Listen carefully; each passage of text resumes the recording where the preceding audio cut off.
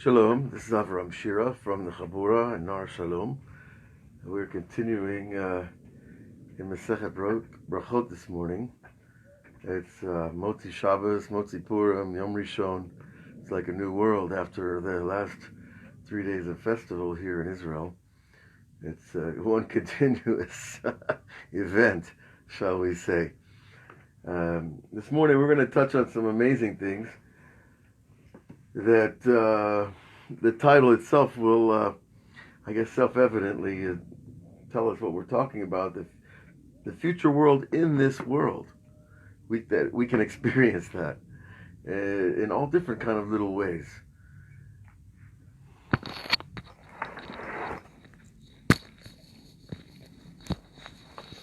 Oh yeah, we forgot the little headset there. That makes a difference.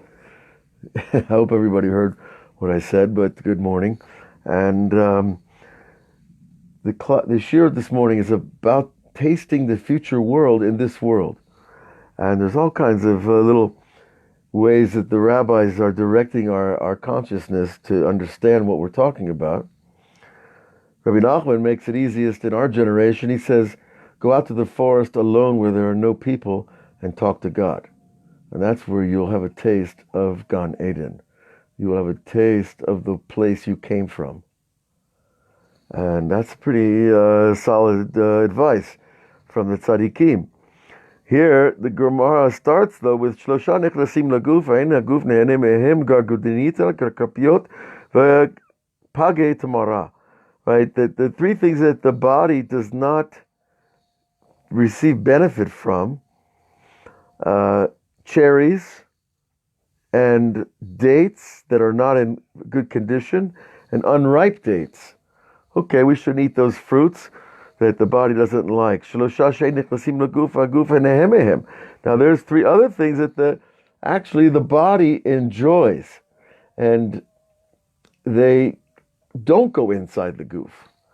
So you see, the rabbis are setting up a very interesting diagram here between what's outside the body, what goes inside the body.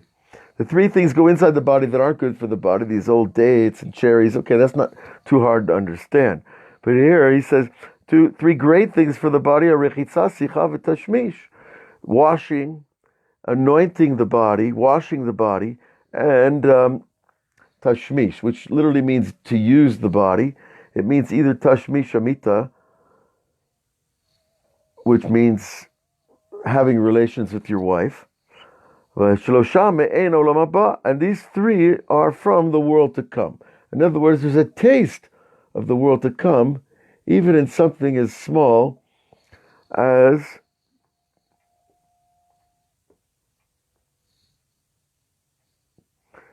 they are good for the body, and they don't actually go inside you. So that interesting parallel between what goes inside you, what stays outside you, keep that in mind. We're gonna see more of this. Three events or experiences that are a taste of the world to come: Shabbat, Shemesh, with Tashmish. Well, we get a repetition, right? That Shabbat itself, the day of rest, is an concentration, a little drop of the world to come. And the sun on a bright day, especially if you live in a cold place, the sun is like, gives you a pleasure of something greater than this world, which we call the future world, right? Olam haba, the future world. The sun is beyond the laws of how this world works, right? The sun has its own laws. The sun is like the world to come. Now, I want to say something about the future world. You know, not even everybody believes in the future world, of course. It's not an easy thing to believe in. And it's a process. You know, it's not something you could force on yourself to believe into the world to come. And many people say you're crazy. So, okay, they have their opinion. They're allowed to have their opinion. But you're allowed to explore and investigate. And it's something that came to me this morning about this whole idea of the world to come and having the world to come is we have this imagination that's not very accurate. what the future world would be like, the rabbis tell us, that you won't need to eat or drink, and people all speak telepathically, and of course there's no physical relations as we understand, but it's the union of minds without, bodily interruption, because it's a non-physical plane. So in such a place, though, listen, the difficulty of the world to come is that there is no evil. Now, why is that a difficulty? Because in this world, we're used to dealing with good and bad all the time. This world is a place of choices all the time. And most of us get tired of making choices after a while. A day is 24 hours long. How many choices do you need to make before you're like enough? Right? In the world to come, there is no choices of good and evil. It's all good. So your faculty of choice is changed. In the world to come, there's good and greater good, and greater good, and greater good.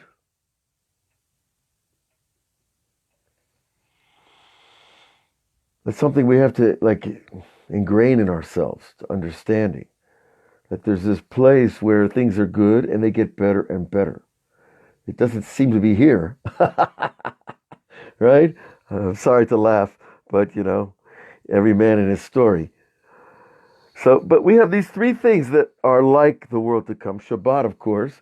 Shabbat, we don't have to go to work. Shabbat, we don't have to answer the phone. We don't have to answer to anybody. Maybe our wives or our husbands or our children, depending on the situation. But the idea of Shabbat is that you become your own little king for that day. Really. When you have Shabbat and you don't go out and drive into the world, you don't call out to the world, you don't communicate with the world. You're like a king. The world, they have to deal with you. And how do I deal with that? Shabbat is like, no. Shabbat is for Torah and Tefillah and Mishpacha and Chaverim. Right? That we have all these wonderful things we have together in Shabbat. Well, that's like the world to come also, because again, we cancel out all these laws that we don't need to deal with. We don't need to deal with transportation. We don't need to deal with going to work. We don't need to deal with governments. We don't need to deal with anything. Just ourselves and our families and our friends. Shabbat. That's like the world to come. Right? We don't have the external worlds that are always in our face. Now, so the sun is like the world to come because it's forever. It's not limited in our understanding. And then, of course, the third one, the rabbis ask, "Well, tashmish demai. What kind of tashmish are you talking about? Are you talking about having relations with your wife? Are you talking about other types of tashmish? Because the word is a general word. Ilemo tashmish amitav. If you want to say it's the having relations, ha michash mikachesh. No, well, we know that this mitzvah that God gave us, it actually takes a lot of power, and it makes people weak sometimes. And so that can't be a good metaphor for the world to come. If you want to say that this gift that God gave us is going to weaken us, how do I compare that to the future world when we're strong and we're spiritual and we're not bounded by these bodies? So the rabbis, they tone it down. They say, no, the tashmish we're talking about here, that they're actually the pleasure. Now this is very deep and it's a little bit bizarre, but I think we can handle it. The pleasure of going to the bathroom, the rabbis are comparing to the future world. Now how? Well, in a word, it's about this idea of release. That there's this idea of we are living inside out. And we build up pressure. When we have thoughts, we build up pressure. When we have feelings, we build up pressure. When we eat too much food and drink too much, like on Purim and Pesach and all these times, you build up pressure. And pressure is not a pleasant thing.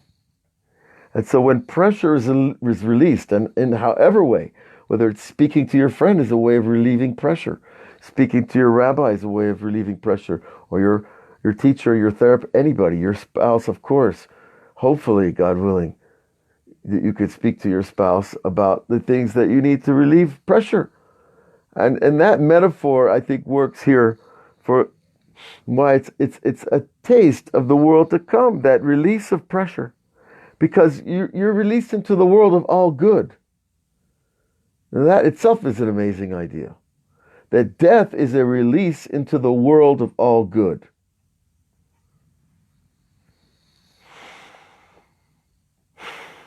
Now, I'm not advocating running there too fast. Okay, folks. But really, it's a good way to understand it. That it's not something to be feared. And, there's a whole existential philosophy about the fear of death, and it's in psychology, and it's in philosophy itself, and it goes back to some very great writers and thinkers. Excuse me. I'm not going to fear death, because I don't even know what it is. But what these great people are telling me is that it's a very good thing. If you're on the right side, you're on the right team, and you go, it's a good thing. So why would I want to fear that? I wouldn't. So we fear death, but it's an illusion. That's part of the curse of our great grandparents in the garden. Now, so all these three things that we talked about, again, Shabbat and the sun and the using our bodies to release all kinds of pressure. These are a taste of the world to come. Now, a new category, which is very interesting too. And folks, the rabbis have stacked together so many wonderful statements here. We could spend weeks on them, but we'll see how it goes. We're not in a hurry. That's already like the world to come. In the world to come, they're not in a hurry. The only people who are in a hurry are down here in this world. Three things return a person's mind to himself. Sometimes you feel like you're losing your mind. That's not a very good thing, right? Well, three things can return your mind. Elohim, a kol, a beautiful voice. Now, it could be the beautiful voice of a singer or of a teacher, or it could be the beautiful voice of a bird. But they can return your mind to yourself. V'mar'eh, a beautiful sight, seeing something wonderful, can actually bring back ourselves to ourselves. That's an amazing idea. V'reach, a good smell. Smelling something beautiful. Also, you inhale a good smell and you feel a little peace, a little pleasure, a little appreciation for the world around us. But the rabbis define it as a returning, I love it, to think about again,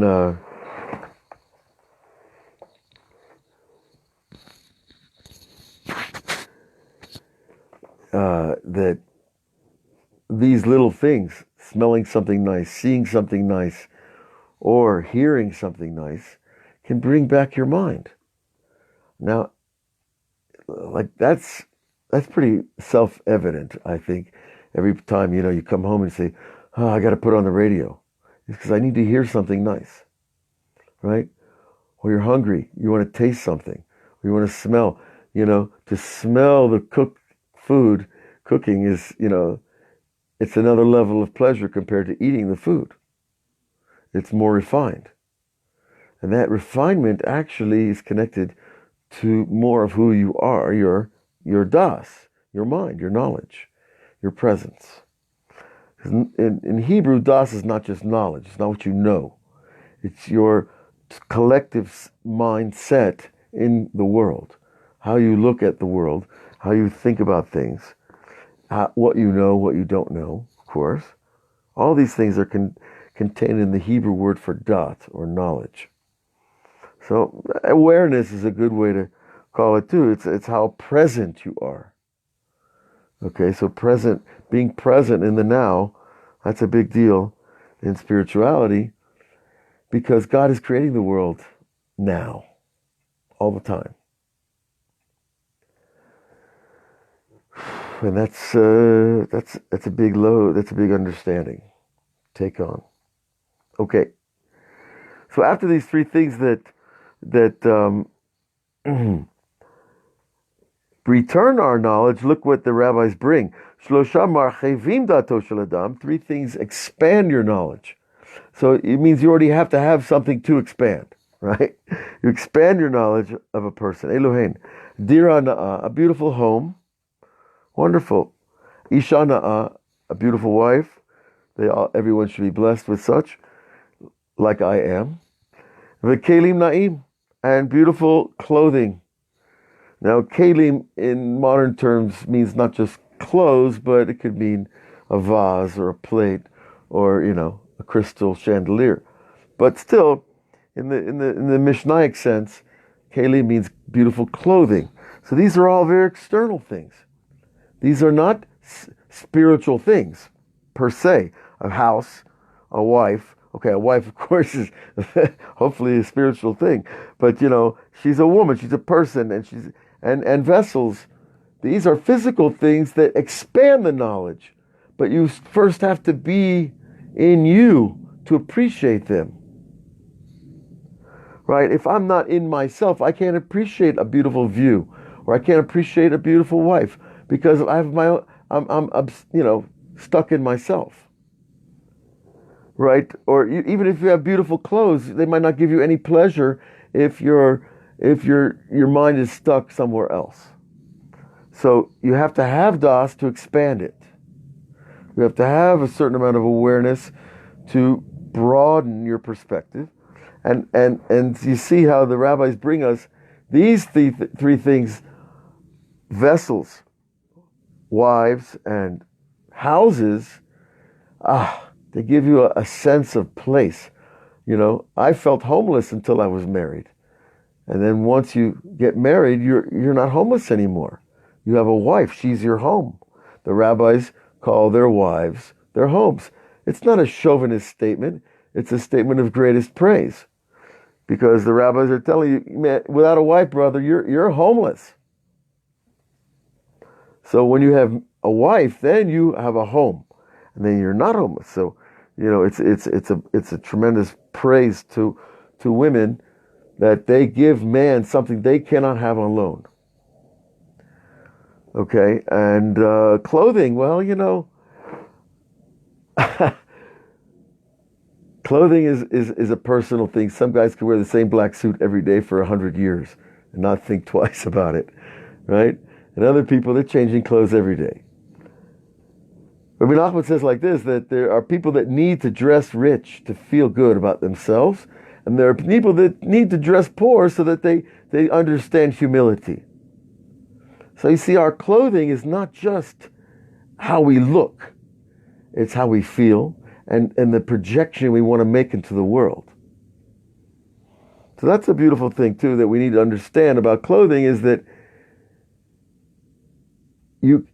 it can expand your knowledge when you put on a new suit. Now that sounds, what? What are you talking about? I put on a new suit. But no, if this suit is really your suit and you really feel good in it, if you open the Torah at that moment, you'll learn better, because your das is expanded by the clothing itself. Okay. Let's keep going. There's amazing things to come, believe me.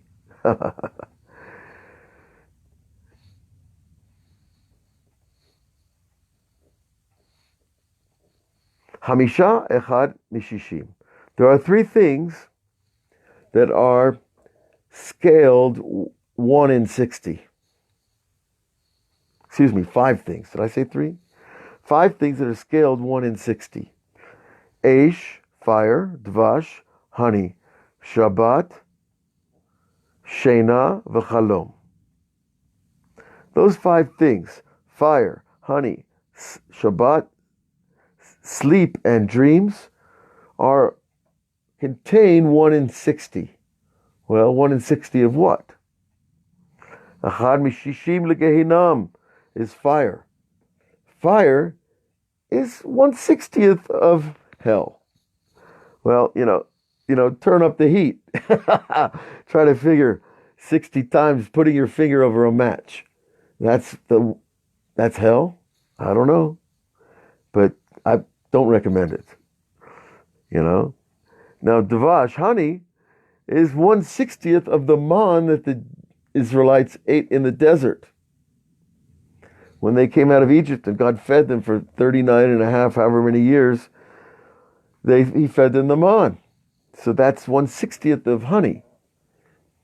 Meaning the pleasure of honey, which is, most people appreciate honey, 60 times that pleasure was the pleasure of man. Okay, Shabbat is Echad Mishishim La'olam Haba. Shabbat is 1 in 60th of the future world. We just talked about that in the previous paragraph. So I think we understand that the day of rest, that the world to come, it's a day of rest, but it's not a day of doing nothing. That's not called rest. A day of rest is doing things that renew you. A day of rest is not sitting in traffic, going to work, and listening to the headphones and your boss and your fellow employees. Now, we all know that. But also a day of rest is not sitting on the couch and watching TV all day. You don't rest the mind, right? A day of rest is a day of prayer and meditation and song and discussions about high ideas with your family and your friends at your Shabbos table. It's a day of resting the mind from the cares of the physical world and being focused on the real things that we're here for. Okay? So Shabbat, if I could really taste the world to come in Shabbat, that means that, the Torah is so much easier to learn on Shabbat. And the stories are so much more beautiful on Shabbat because your mind is rested. You can focus. You can pay attention. So it's a little bit of the world to come. 1/60th doesn't sound like much, but 1/60th could be a lot. In halacha, 1/60th of milk in a meat stew is a problem. Not necessarily. It depends on your interpretation. But Sheina, the next category, sleep is 1/60th of death. Now, we just talked about death. That death is not something to be afraid of. Rather, Hashem is something to be afraid of because He's perfect and He loves us. He wants the best for us. But we're not going to be afraid of death. But here we see that going to sleep is 1/60th of leaving your body forever. That's an interesting way to define death. You could make a New Age song out of that, leaving your body forever. But really, that's what sleep is, because your true self goes up above the body at night, and your physical self, that which conducts your organs and your blood system and your breathing system and all these things, they stay in the body while you sleep. But the higher self, the part of you that thinks, that calculates, that compares, that cares, that part of you is going up to a higher realm, okay? And that higher realm is, there's only one direction from down here, and that's up. And that up means into the levels of heaven. So when we go to sleep, we are actually engaging 1/60th of the world to come. 1/60th of that future world. But here we call it mita, death. Because going to sleep, that part of you leaves you. So that's kind of like dying. That's also why, by the way, why you can feel rather shocked sometimes when you wake up in the morning suddenly. Sometimes we wake up slowly, sometimes we wake up suddenly. When you wake up suddenly, it can be shocking.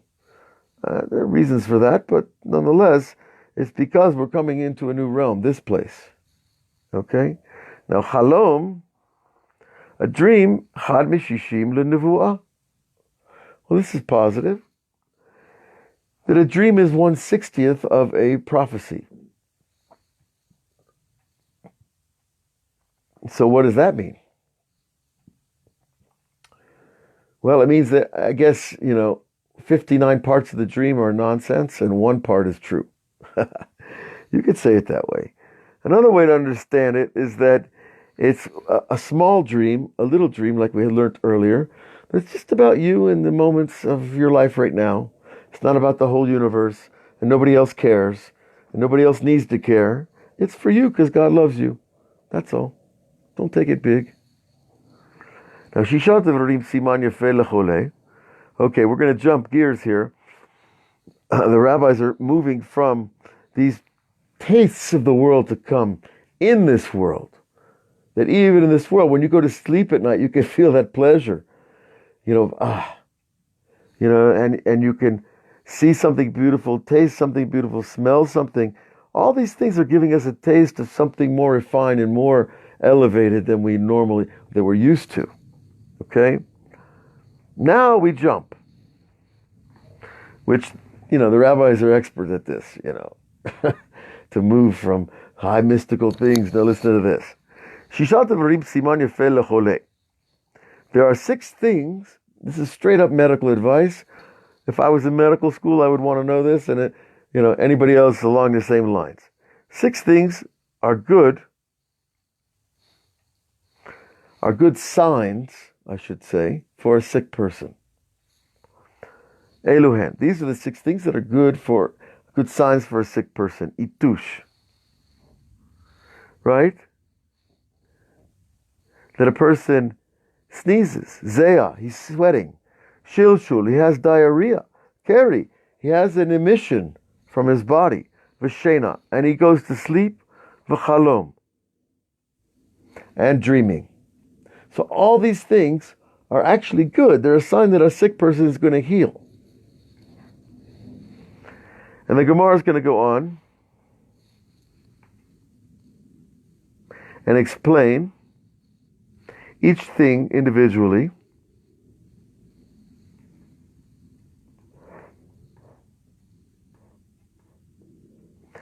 And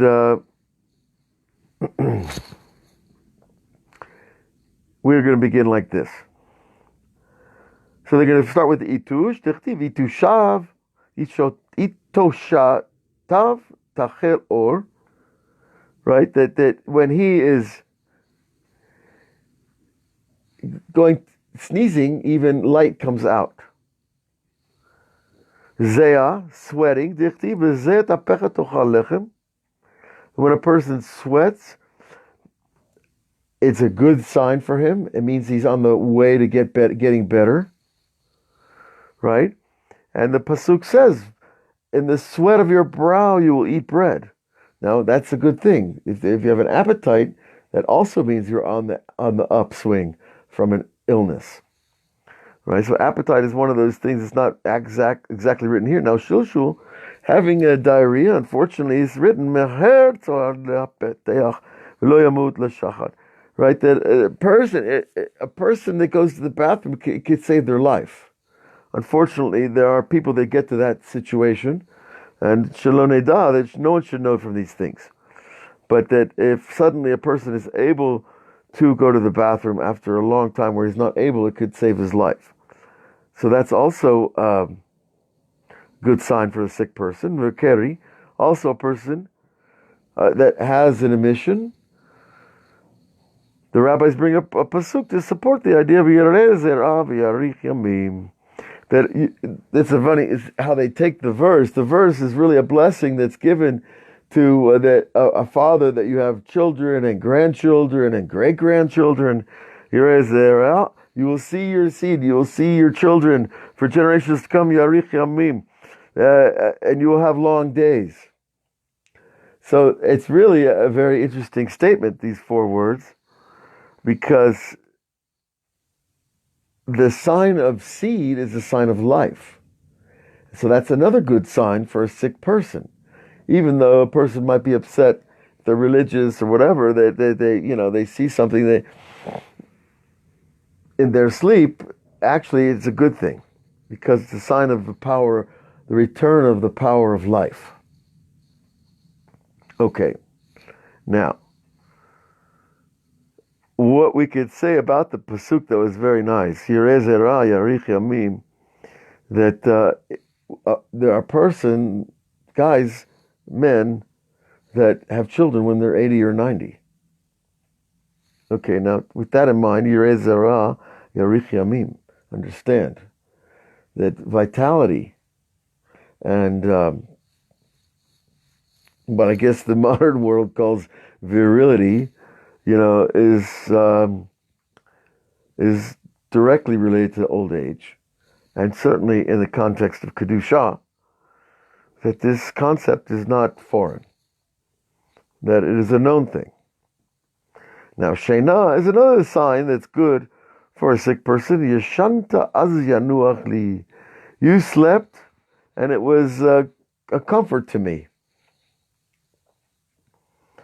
In other words, that this comfort, that the sick person just needs to sleep, because it gives the body time to work on itself without the needs of the soul and the emotions and the thoughts and all the other things, that when you're asleep, those parts of yourself are not so active in your body.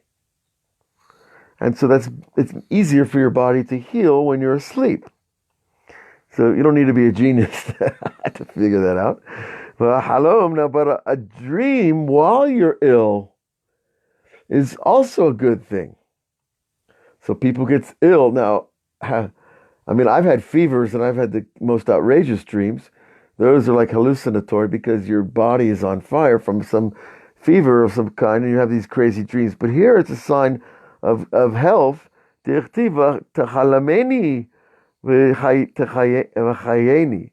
Right? You will make me dream and you will heal me. Now that's an amazing verse. I haven't seen. Where is that from? I'm looking over the notes here. There's a beautiful line.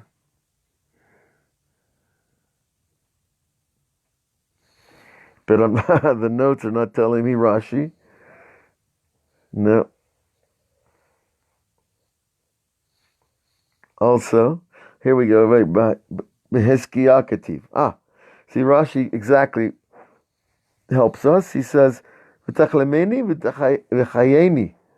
Right? That Hizkiah, which of course was the famous king of Israel, who was a tzaddik, a very, very profound tzaddik, and he was a great-grandson of David HaMelech, and he said this verse, you will make me dream and you will make me live. Right? Of course, he's the one who the prophet came to him and told him, you're going to die.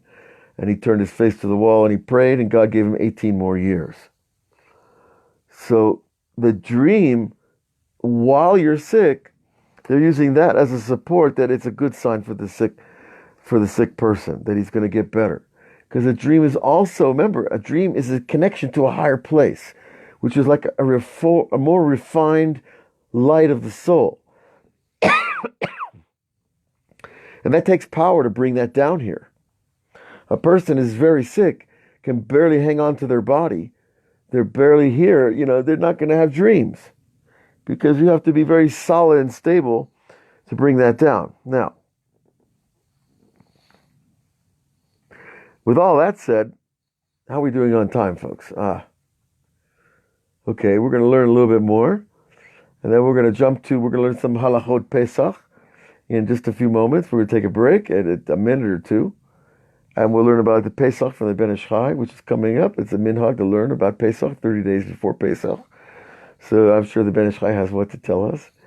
And then we're going to learn some Rabbi Nachman, continuing about the amazing relationship between the angels, the dreams, our leaders, the judgment, mishpat, the food we eat, it's all related.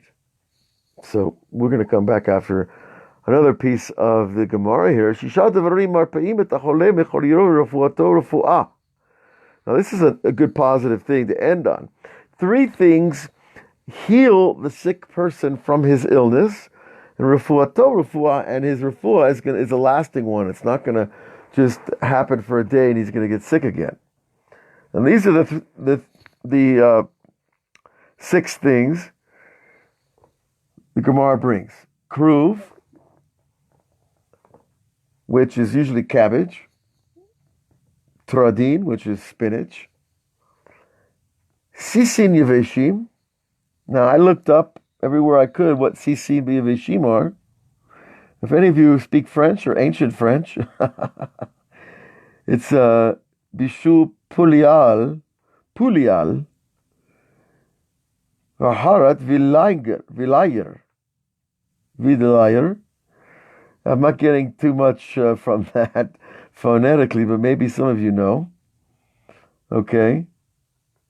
But I think that the idea here of we see kruv, cabbage, spinach, all these things, we open up the system and release the system like we spoke of earlier. Okay, and I'm sure this is a cooked dish, pulial, that from whatever Rashi is bringing over there.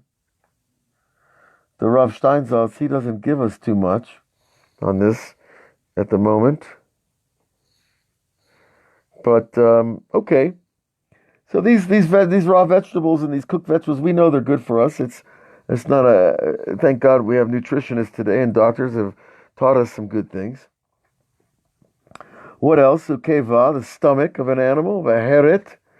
Now heret, what is heret? Rashi says, vidlaira. What is vidlaira? I'm looking over here. Ay, ay, ay. We're not getting it. Heret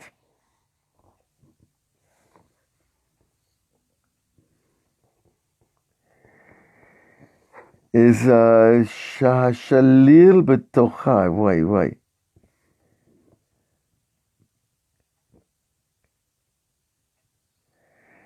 It's an organ, I can tell you that. Shalil shalala b'tochai. I'm afraid to translate it as Rashi says that which is left over, the shalil from the organ, is still in it.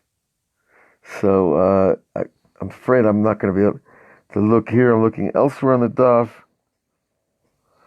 You've got so many help. There's no excuse, nowadays not to learn Gemara because there's so many great rabbis teaching and helping guys like me. But I don't see heret, except for this Old French, and I didn't look up the Old French, I'm sorry. But it's an organ. Now, yoter kaved is the fat that lies on the top of the kaved. We know that's the next one. This is also a healing. V'yesh omrim, there are others that say, now this is important, folks, because this is easy. Not too many people are going to go out and look for the fat of a liver. Or these other, okay, we all eat cabbage and spinach, that's good. Af dagim ketanim. And however, also, little fish, a little oily fish, right? We've learned before, sardines are the example, or tuna is a bigger example, of course. But any of these little fish, listen to what the rabbis say. Velo od ella. Not only that it's good for a sick person to eat little fish, if he can, that have oil, because the fish oil goes to the brain. And when the fish oil goes to the brain works better. And then you think better. And then you like life better. So it's really simple. Really, but obviously it's not. But you see that it's simple wisdom. Rather, even that little fish make a person's whole body reproduce and healthy. Well, that's a nice promise, right? That you eat fish. I don't know what everybody has their own little fish. And we're not talking about delicacy fish that you pickle and salt and put chemicals on and all that stuff. That's nice. That's Shabbos, right? We all know. But really, we're talking about natural fish that is in its oil and is smoked or cooked, however, the proper ways. This is mavri'im kol gufo shel adam. This will keep you young, this will keep you healthy, and this will keep you reproducing. Okay. So we're going to stop here in the Gemara, and we'll be back in a few moments. And tomorrow we'll continue with a bunch of other these types of lists of the rabbis about things that are good for us and not good for us, because, that's why we're here, to learn from them. Okay, we'll be back in a moment.